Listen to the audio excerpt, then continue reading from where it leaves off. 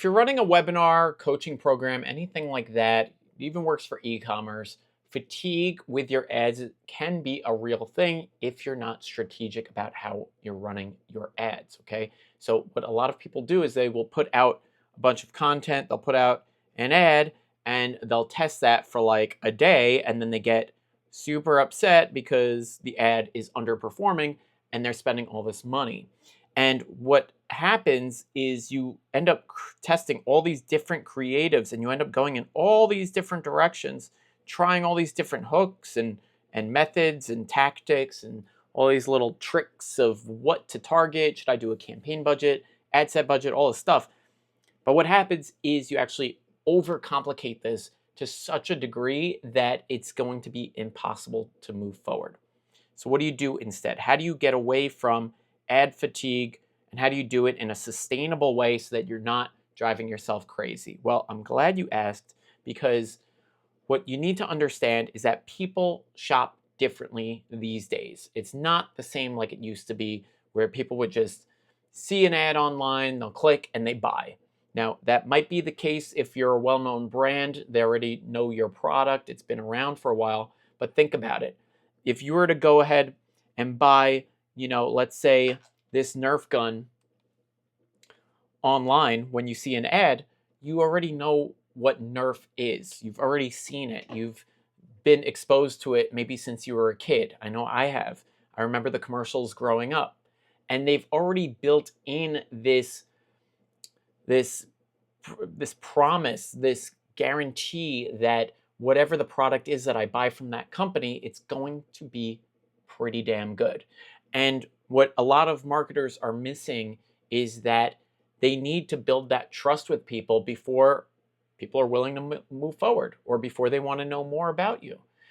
A lot of times we are on these platforms for entertainment purposes and we're not necessarily looking to buy something. So if I'm scrolling and I'm on the couch hanging out after work, right, I might get up to make myself a meal. I might get distracted. I might have to go and jump in the car and do something, right? It is a world of distractions, and we're trying to advertise to people, and we're missing the point here is that we need to get in front of these people multiple times over time so that they can learn and trust and understand what it is that you particularly offer, right? So if you do financial services, those people exist in every city and town. What's going to make you stand out from the person down the street? What's going to make you stand out from the person across the country that does it online only, right? You have to think about that. Well, when you create ads and the ads are literally just trying to capture that purchase right then and there, you kind of bump into this problem where you end up bidding against other people.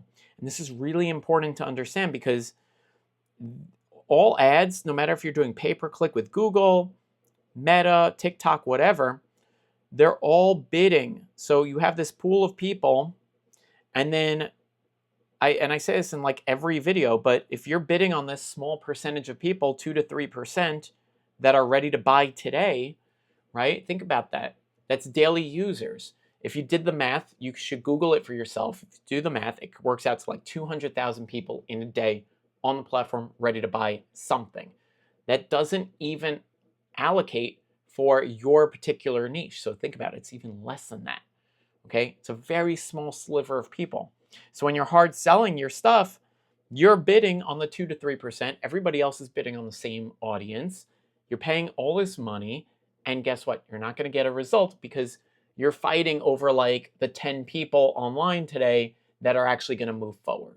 So that doesn't really work for a smaller business because you don't have unlimited ad spend to do that with, right? You have a very limited ad spend. You need to use it wisely, and you need to get in front of as many people as possible. So what I like to do is I want you to think of it like this, okay? Think of like a funnel. So usually a funnel is like this, right? And usually marketers talk about top of funnel, TOF, right? Middle of funnel, MOF, bottom of funnel, BOF.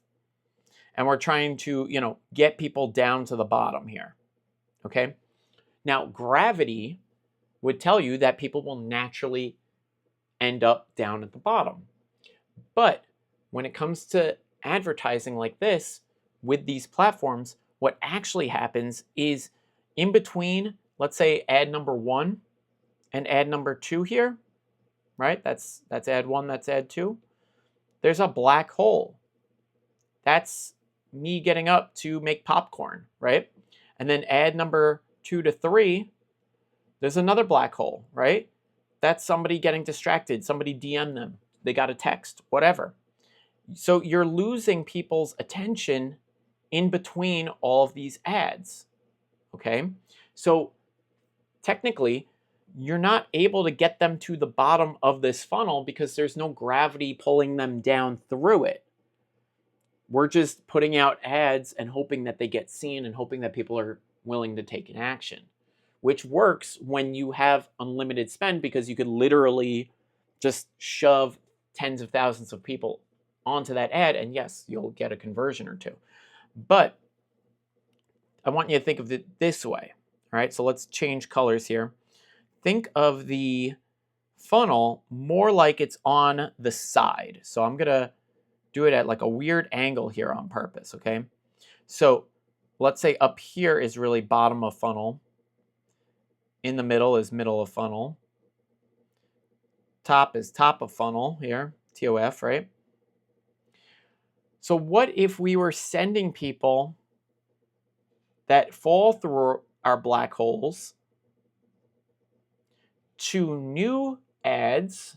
Let me scroll down a little here. Sorry about that. But the idea is that we're actually catching and plugging these holes so that the people that do get distracted will see your ads again and again, and your organic content as well. The idea is that you need to get in front of these people repetitively. And when you can do that, what you do is you start getting these people into your funnel, and we're actually creating our own gravity by pushing them along the funnel to where they're actually ready to make a purchase. Okay? It is a different methodology than what most people teach, but technically speaking, this is what works because we're literally able to capture the people just based on the data tools alone. We're able to capture these people and get in front of them over and over again. And I talk about this a lot because it's such a good study that was done. But Google had done a study, and if you know my content, I talk about it in like every single video. Google did a study, and they show that 7 hours of content, 11 touch points, 4 different platforms before a consumer makes a move. So those 7 hours of content, remember I was talking about the Nerf? Well, I've seen 7 hours of their content, right? I grew up watching those commercials. I grew up seeing ads for it on Amazon and all over the place. I've already gotten more than my fair share of 7 hours of being in front of their brand, right? More than 11 touch points, seeing what they can do, understanding that if I spend money on their toys, it's going to be fun, it's going to work well, I'm going to get my money's worth, they're very inexpensive, whatever. And on 4 different platforms, right? That could be TV, could be YouTube, could be TikTok, Instagram, LinkedIn, Facebook, whatever. Doesn't matter. And they don't all have to be ads. The point is that it takes the consumer a longer time before they actually make a move. So if you're doing financial services or anything like that, or a webinar, right? You have to get in front of these people repetitively over and over and over again. And then you can slowly build them up and get them deeper into your funnel with gravity that you actually create. So it's a little bit different, but when you do it this way, you kind of get away from the ad fatigue of trying a bunch of stuff and it failing, and you start seeing it in a different light where it's like, no, it's a longer game. We're able to get it for a lot cheaper, and we're looking at the long view and trying to see down the line how well does this do? Because if we're getting leads in the door, if we're getting DM conversations with people, then it's a sales process of us getting them onto a book call and moving forward. So I hope you guys found this helpful. Drop a comment down below. Let me know. Catch you soon.